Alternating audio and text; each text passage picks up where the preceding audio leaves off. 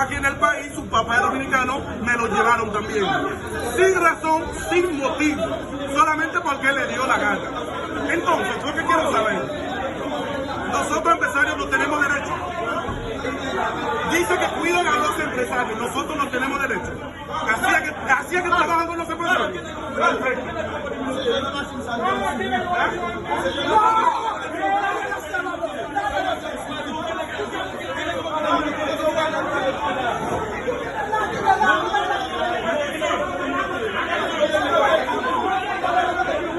Vaya, yo más gómez en español.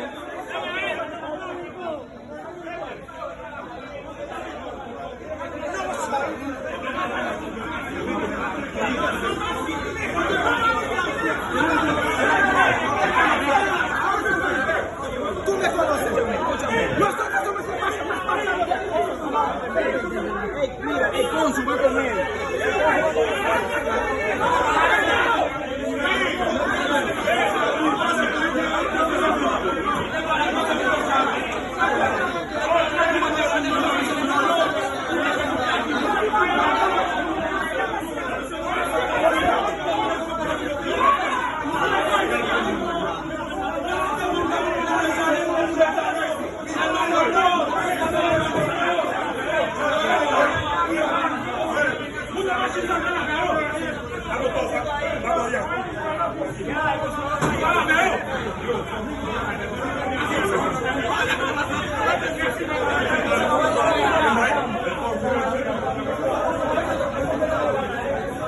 ¿Qué es lo que?